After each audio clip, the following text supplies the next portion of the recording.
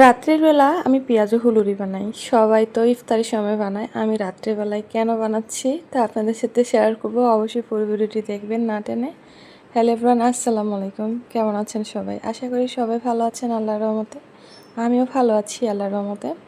তো ইফতারির সময় কেউ ভাজা পোড়া খাবে না, তো আমি তো সব কিছু রেডি করে আবার ফ্রিজে রেখে দিয়েছিলাম। তো যাই হোক, সবাই বাদ দিয়ে তারপরে ইফতারি করেছিল। এখন সবার নাকি ভাজা পোড়া খেতে ইচ্ছা করতেছে, রাত বাজে তখন 10টা। তো কি করা, চলো বানিয়ে ফেলি। তো প্রথমে এদিকে আমি ফুলুরি বানাচ্ছিলাম, তারপরে ফুলুরি সবাই খেয়ে ফেলছে। তো এদিকে আমি বেসন রেডি করতে যাই, আর এর মধ্যে যে তেলগুলো ছিল সবই পুড়ে গেছিলো। তো পোড়া তেল দিয়ে তো আর চপ বানানো যাবে না, এটা খেতেও ভালো লাগবে না, আর পোড়া তেল তো স্বাস্থ্যের জন্য অনেক ক্ষতিকর। তো এইদিকে আমি এগুলা রেডি করি, আর আমার ছোট্ট মামনি দেখেন হাতে কলম নিয়ে, ওর ভাই আর আপু পড়তে বসছিল, ও কলম নিয়ে ফ্রিজটা আর ওয়াশিং মেশিনটারাই মানে কি করছে আঁকায়া, তাও আপনাদের সাথে একটু শেয়ার করলাম আর কি। তো যাই হোক, পোড়া তেলগুলো আমি ফালাই দিছি। এখন আমি কড়াইটাকে ভালো করে গরম পানি দিয়ে ধুয়ে নিচ্ছিলাম আর কি, যেন দুর্গন্ধটা না কয়। আর আমি পোড়া তেল এমনিতে ইউজ করি না। তো যাই হোক, এই যে আমি এখন ফ্রেশ তেলটা দিয়ে দিলাম, আর এখন আলুর চপটা বানিয়ে ফেলবো।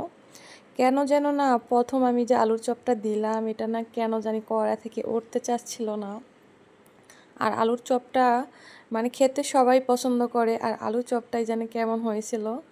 আমার তো মানে ভাবছিলাম ভালোই হবে না, তো যাই হোক অবশেষে দেখি ভালোই হয়েছে। আর আমার বাসায় না সবাই বেশিরভাগটাই মানে আলুর চপটাই পছন্দ করে, আর বেগুনিটা। আপনারা কে কোনটা পছন্দ করে জানাবেন। আর আপনারা কি প্রতিদিন মানে ইফতারি রেডি করেন কিনা ভাজা পোড়া? আমি তো প্রতিদিন করি না রে ভাই। তো ওরা খেতে চায় না, তাই আর কি করা হয় না। তো আমিও ঝামেলা থেকে বেঁচে গেলাম। তো রাত্রিবেলা দেখেনি ঝামেলা করতেছিলাম। তো সবাই খাবে, আমিও খাইছি সাথে, ভালোই লাগছে। তো যাই হোক, এতে দেখেন প্রথমে আমি আলু চপগুলা দিছি, পরে মানে কড়া থেকে উঠতেছিল না। হ্যাঁ, ভাবছি মনে হয় ভালো হবে না, তারপরে অবশেষে দেখি নি যে না, ভালোই হয়েছে। পরবর্তীতে আবার মানে উঠে গেছে।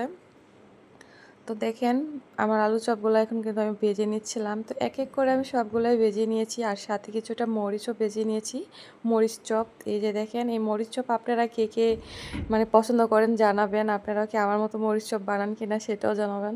তো এই যে অবশেষে আমার আলুর চপ আর হলো মরিচ চপগুলো রেডি হয়ে গেছে, কেমন হয়েছে জানাবেন। আচ্ছা, আপনারাও কি আমার মতো বাসায় মরিচ চপ বানান কিনা অবশ্যই জানাবেন। আর আমার আলুর চপগুলো কীরকম হয়েছে জানাতে কিন্তু একদমই ভুলবেন না। হ্যাঁ, অনেকই সুন্দর হয়েছে তাই না দেখতে? আমি নিজের প্রশংসা নিজেই করি, এটা কেমন হলো বলেন তো? আপনাদের তো করা দরকার আমার হাতের এই রেসিপিগুলো কেমন হয়েছে। তো জানাবেন কমেন্ট করে। সবাই ভালো থাকবেন, সুস্থ থাকবেন। আজকের মতো এখানেই, আল্লাহ হাফেজ। Thank for watching.